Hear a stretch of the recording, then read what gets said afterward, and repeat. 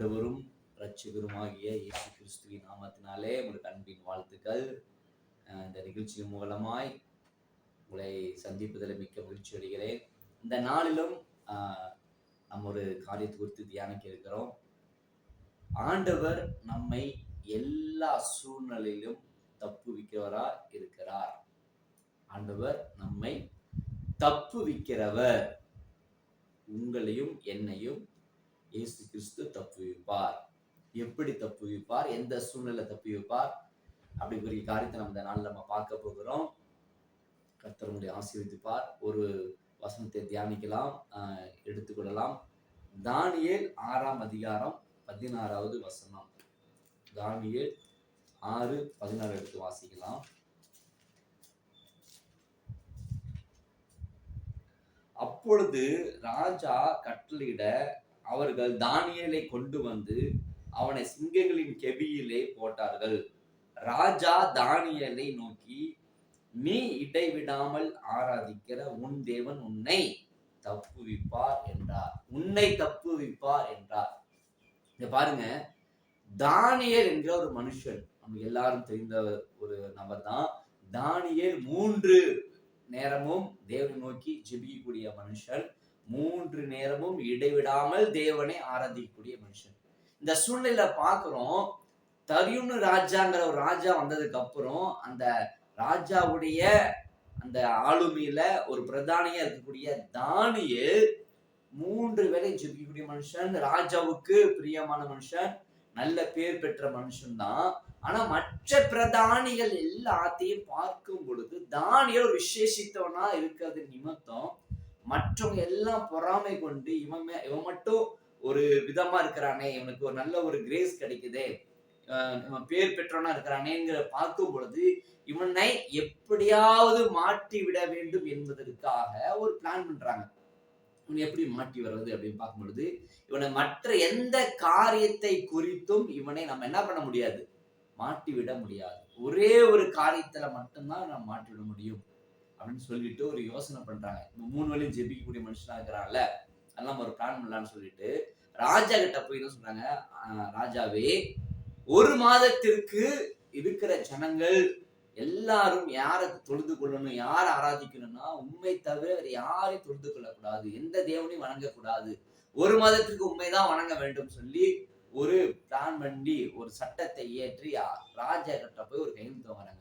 நீங்க வந்து சைன் பண்ணுங்க, வரப்போற அடுத்த 1 மாதத்திற்கு உண்மை தவிர ஜனங்கள் வேறு யாரையும் வணங்கக்கூடாதுன்னு சொல்லி நாங்க எல்லாரும் சேர்ந்து பிரதமர் சேர்ந்து ஒரு சட்டத்தை ஏற்றுக்கிறோம், உங்களுடைய ஒப்புதல் வேணும், நீங்க கையெழுத்து போடுங்கன்னு சொல்றாங்க. அப்படியா, ஓ சரி நல்லா இருக்குன்னு சொல்லிட்டு ராஜா என்ன பண்றாரு, அதுல கையெழுத்து போடுறாரு. சொல்லப்போனா இப்ப இருக்கிற சூழ்நிலை சொல்லப்போனா ஒரு ஜிஓ பாஸ் பண்றாரு, கையெழுத்து போட்டாரு.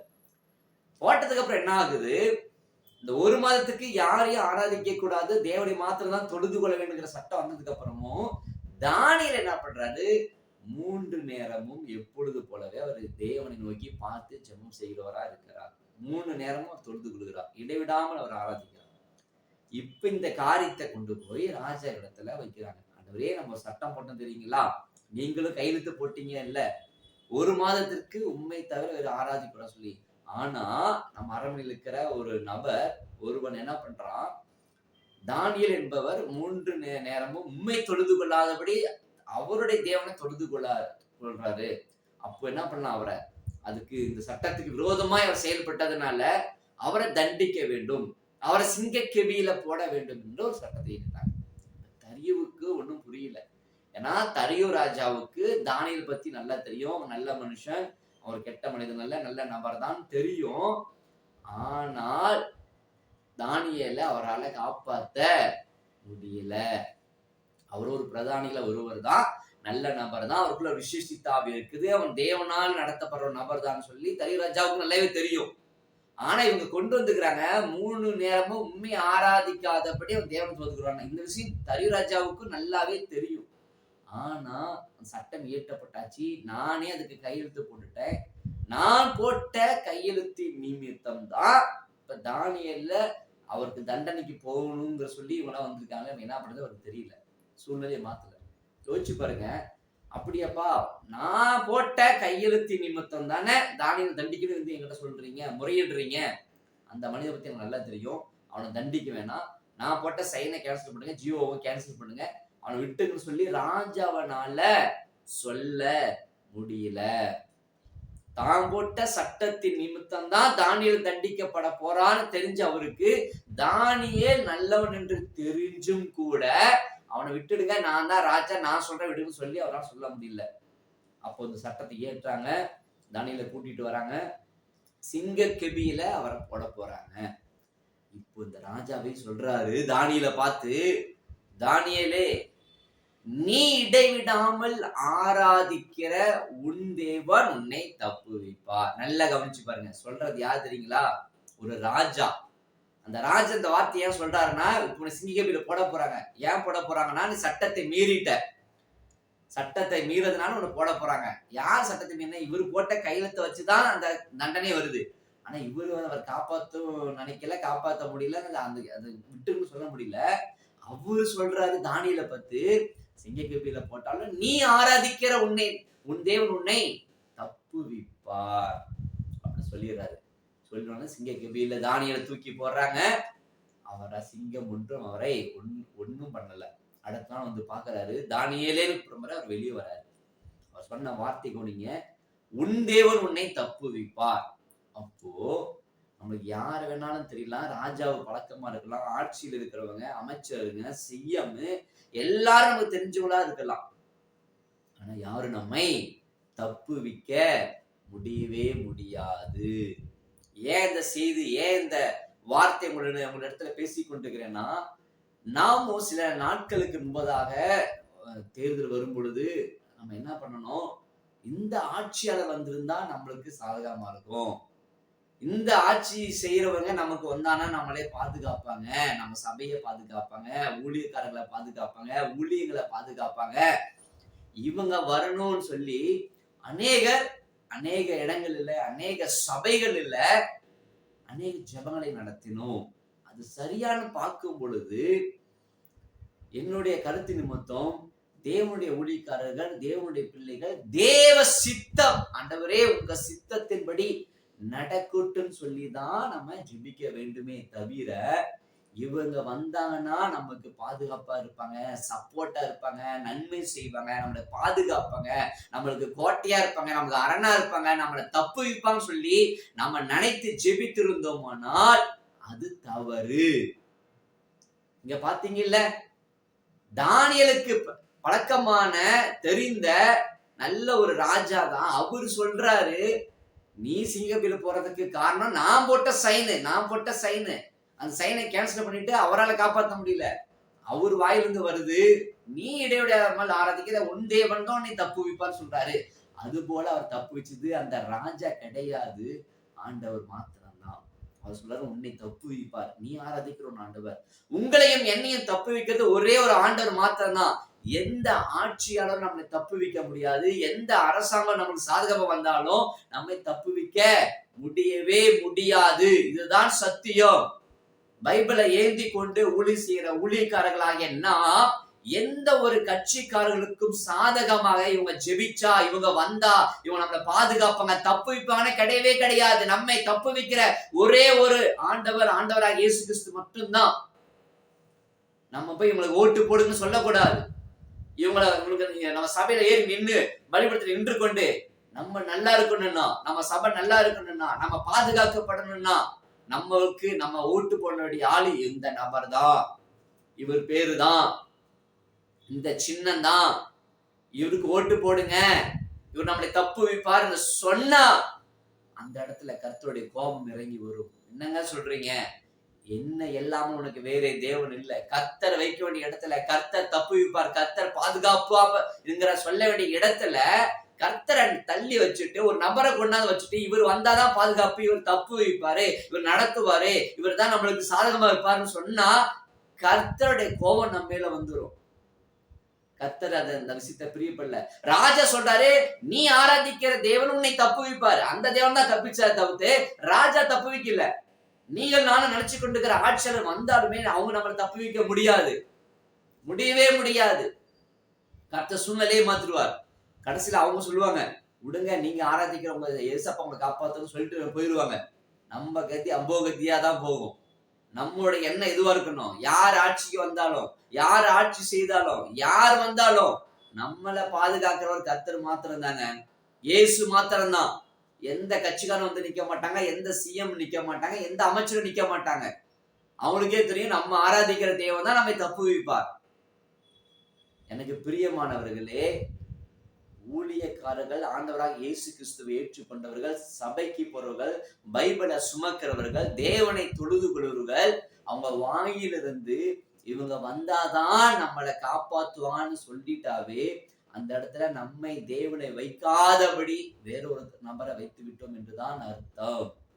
என்னை இல்லாமல் உனக்கு வேறே தேவன் இல்லை என்பதுக்கு அர்த்தம், தேவனை நம்ப வேண்டிய இடத்துல, தேவனை தொழுது கொள்ள வேண்டிய இடத்துல, யார் வடைக்கும் இடத்துல ஒரு நபரை கொண்டாந்து உலக பிரகாரமான ஒரு நபரை நம்ம வைப்போமானால் தவறு. தேவன் அதுல பிரியப்படுவதில்லை. இப்ப பாருங்க, ஆட்சி மாறி போயிருச்சு. நம்ம எல்லாம் போயிட்டோமா, நம்ம அவ்வளவுதானா? கர்த்தர் தான் நம்மளை காப்பாத்துவாரு. கர்த்தர் தான் தப்பு வைப்பாரு. உங்களையும் என்னையும் தப்பு வைக்கிறது கர்த்தர் மாத்திரம் தான். அவர் மாத்திரம் தான் நம்மளை தப்பு வைப்பார். இப்போ வரப்போற நாட்கள்ல இந்த ஆட்சி வரணும், இந்த நபர் வரணும் அப்படின்ட்டு சொல்லி ஜெபிக்கிற காரியங்களை நம்ம விட வேண்டும். நம்ம ஒரே ஒரு காரியமா தான் ஜெபிக்கணும். தேவ சித்தம் எதுவும், ஆண்டவரே நீங்க யாரை வைக்க சித்தம் கொண்டு இருக்கிறீங்கப்பா, அந்த சித்தத்துக்கு விரோதமா எந்த ஒரு காரியம் செயல்படக்கூடாதுன்னு சொல்லி அதுக்கு நம்ம ஜெபிக்கணுமே தவிர்த்து அந்த காரியத்தை செய்ய வேண்டுமே அன்றி நம்ம வேறொரு காரியத்தையும் என்ன பண்ணக்கூடாது, ஜெபிக்கவே கூடாது. தேவ சித்தத்தை மாத்திரத்துக்கு தான் நம்ம ஒப்பு கொடுத்து ஜெபிக்க வேண்டும். தேவனுக்கு தெரியும் எந்த காலத்துல, எந்த நேரத்துல, எந்த ஆட்சியர்களை வைக்க வேண்டும் என்று தேவனுக்கு நல்லாவே தெரியும். அவர் சித்தம் நிறைவேறணும், அவர் திட்டம் நடக்கணும்னா அவர் யாரை வைப்பாரோ அவர் தான் வைப்பார். கடைசி நாட்கள முத்திரை போடப்படணும், வலது கீழே நெற்றிகளை முத்திரை போடப்படணும் அப்படின்னா இந்த முத்திரை பத்தி தெரியாத ஒரு நபர் கொண்டாந்து வச்சுதான் டெக்னாலஜிங்கிற மூலியமா நம்மளுக்கு அந்த முத்திரை போடப்படும். நல்ல பைபிளை தெரிஞ்சு சத்தியத்தை தெரிஞ்ச ஒரு நபர் இருந்தாருன்னா அதுக்கு ஒத்துக்கொள்வாரா? ஐயோ இது பைபிள் இருக்குதே அப்படின்னு சொல்லிட்டு அப்ப யார் ஆண்டவர் வைப்பாரு? இதை பத்தி தெரியாத ஒரு நபர் தான் வைப்பாரு. அப்பதான் அந்த வார்த்தை நிறைவேறும். அப்ப கர்த்தருடைய வார்த்தை நிறைவேறுவதற்கு யாரை, எந்த ஆட்சியாளர்களை யாரு நம்மளை ஆள வேண்டும் என்று கர்த்தருக்கு நல்லாக தெரியும். எந்த சூழ்நிலையா இருந்தாலும் நம்மை தப்பு வைக்கிறவர் ஆண்டவர் மாத்திரம்தான். நம்ம வரப்புற நாட்களில உங்களை என்னையும் தப்பு வைக்கிறவர் ஆண்டவர் மாத்திரம்தான். அப்படிதான் ஜெபிக்க வேண்டும். நம்ம இவங்க வரணும் அவங்க வரணுங்கிற ஜெபமே இருக்கக்கூடாது. ஆண்டவர் அது விரும்பவே இல்லை. உங்களை என்னை தப்பு வைக்கிறவர் ஆண்டவர் மாத்திரம்தான். பிரியமானவர்களே, உங்களை தப்பு வைக்கிறவர், என்னை தப்பு வைக்கிறவர் இயேசு மாத்திரம்தான். நம்ம ஜெபமும் தவறாக செய்யக்கூடாது, தேவனுக்கு விரோதமா செய்யக்கூடாது. கர்த்தருடைய மகிமை விளங்கணும், கர்த்தருடைய மகிமையை காட்டணும் அப்படின்னா கர்த்தர் பார்வனை தான் வைக்கிறாரு. சொல்ற அவனுடைய இருதயத்தை நான் கடினப்படுத்துவேன், ஏன்னா என்னுடைய 10 மகிமையை நான் காட்டணும் அப்படின்னு. யோசிச்சு பாருங்க. பாண்ட பார்வனை எடுத்துட்டு வேற யாரும் வச்சுக்கலாம்ல, கூட்டு கேட்ட உடனே கூட்டிட்டு போப்பான்னு சொல்லியிருப்பாரு மோசே கேட்ட உடனே. ஆனா ஆண்டவர் தான் வைக்கிறாரு, அவர் தான் இருதயத்தை கடினப்படுத்தாரு, ஏன்னா அவரோட மகிமை வெளிப்படுத்தணும். கர்த்தருடைய மகிமை வெளிப்படணும் அப்படின்னா சாத்ராக், மேஷாக், ஆபேத், நேகோ எரிகிற அக்கினி சூழலில போடப்படும்னா அந்த அரசாங்கம் தான், அந்த நபர் தான் ஆட்சி செய்யணும். அவர் தூக்கி போடும் பொழுதுதான் கர்த்தருடைய மகிமை வெளிப்படும். அப்பதான் 4வது நபரை அவர் உள்ளாவி தன்னுடைய மகிமை வெளிப்படுத்த முடியும். அவர் தான் தப்பு வைக்கிற ஆண்டவன்னு அவங்க உணர முடியும். அப்ப கர்த்தர் யாரை வச்சாலும் நம்மை தப்பு வைக்கிறவர், அக்கினி சூழலிலிருந்து தப்பு வைக்கிறவர், சிங்க கபியிலிருந்து தப்பு வைக்கிறவர் ஆண்டவராக இயேசு கிறிஸ்து மாத்திரமே அன்றி வேற எந்த ஒரு கட்சி தலைவரும் எந்த ஒரு ஆட்சியாளர் நம்மை தப்பு வைக்க முடியாது. மனம் திரும்ப வேண்டிய காலம். யாரு மனம் திரும்ப வேண்டிய காலம்? விசுவாசிகள், ஊழியக்காரர்கள் மனம் திரும்ப வேண்டிய காலம். பைபிளை தூக்கி கொண்டு இந்த ஆட்சியில வர வேண்டும் என்று ஜெபித்தால் கர்த்தருடைய கோபம் நம்ம மேல பற்றி எரியும். கர்த்தருடைய வேண்டிய புல்பிட்டில ஏறிக்கொண்டு தேவனை ஆராதிக்கிற இடத்துல அவர் சர்வ வல்லவர், வானத்துக்கு பூமிக்கும் ஆண்டவர் என்று சொல்லுகிற இடத்துல, உலகத்துல இருக்கிறவரை காட்டில உங்களுக்குள்ள இருக்கிறவர் பெரியவர் என்று போதிக்க வேண்டிய இடத்துல இயேசுவை நகர்த்தி தள்ளி விட்டுட்டு இவர் வர வேண்டிய, இவருக்கு ஓட்டுப்படணும்னு சொல்லி சபை சொல்லுமானால் முதலாவது தேவனுடைய நியாய தீர்ப்பு சபையில தான் துவங்கும். இதை கேட்கிற ஜனங்கள், பிரியமானவர்கள், சகோதர சகோதரிகள், நாம மனம் திரும்ப வேண்டும். நம்மை தப்புவிக்கிறவர் இயேசு மாத்திரம்தான். எந்த ஆட்சியாளரும் இல்லை, எந்த நபரும் இல்லை, எந்த கட்சியும் இல்லை. நம்ம மனம் திரும்புவோம், இயேசு மாத்திரம் நம்ம நம்புவோம். ராஜா சொல்லணும், அதிகாரத்துல இருக்கணும் சொல்லணும், உலகமே சொல்லணும், உங்களுக்கு பிரச்சனை இல்லைங்க, நீங்க ஆராதிக்கிற தேவன் உங்களை தப்புவிப்பாருன்னு அவங்க சொல்லணும். நம்மளுடைய நடக்கையை பார்த்து, நம்ம ஜெபத்தை பார்த்து நம்ம சாட்சியா இருக்கணும். நம்ம ஜெபிப்போமா கண்களை மூடி? பரிசுத்தமுள்ள தகப்பனே, ஆண்டவரே, இந்த செய்தி நிமித்தமா உங்க சமூகத்துல நாங்கள் வருகிறோம்ப்பா. நாங்கள் இடைவிடாமல் ஆராதிக்கிற தேவன் எங்களை தப்புவிப்பார். இது மாத்திரம் தான் எங்களை தப்புவிக்கிற ஆண்டவர். எந்த கட்சி தலைவர்களோ, எந்த ஆட்சியாளர்களோ, எந்த அமைச்சரோ, எந்த சிஎம் எங்களை தப்புவிக்க முடியாது. உலகத்துல எப்பேற்பட்ட சூழ்நிலை, எந்த காலம் வந்தாலும் எங்களை தப்புவிக்கிறவர் நீர் மாத்திரம் தான் ஆண்டவரே. நான் செய்த தவறை மன்னிப்பீராக. சபையில, பலிபீடத்துல நீர் உண்மை வைக்க வேண்டிய இடத்துல நாங்கள் உண்மை வைக்காதபடி ஒரு உலக நபரை கொண்டு வந்து வைத்து, இவர் தான் நம்மளை காப்பாற்றுவார், இவர் வந்தா சபை பாதுகாப்பா இருக்கும், இவர் விசுவாசிக்கு சப்போர்ட் பான்னு சொன்னது, இந்த காயத்தை மன்னிப்பீரா, இந்த பாவத்தை மன்னிப்பீரா, தயவாய் மன்னிப்பீரா ஆண்டவரே. நாங்க உண்மை விட்டுட்டு ஒரு நபரை, உலக மனிதரை நம்பிட்டோம். தயவாய் மன்னிப்பீரா. எந்த சூழ்நிலையிலும் தேவ சித்தத்துக்கு விரோதமாய் நாங்கள் ஜெபம் பண்ணக்கூடாது. தேவ சித்தத்துக்கு விரோதமா செயல்படக்கூடாது. தேவனை வைக்க வேண்டிய இடத்துல யாரை வைக்க கூடாது ஆண்டவரை. கர்த்தர் மன்னிக்கும்படியா, இருதயங்களை மாற்றும்படியாய், விசுவாசத்தை பலப்படும்படியாய், சூழ்நிலை எதிராக இருக்கிற போதிலும் கர்த்தர் தப்புவிப்பாங்க எண்ணம் இருதயத்துல ஆழமாய் பதிமுடியா நம்ம ஒப்புக் கொடுக்கிறோம்.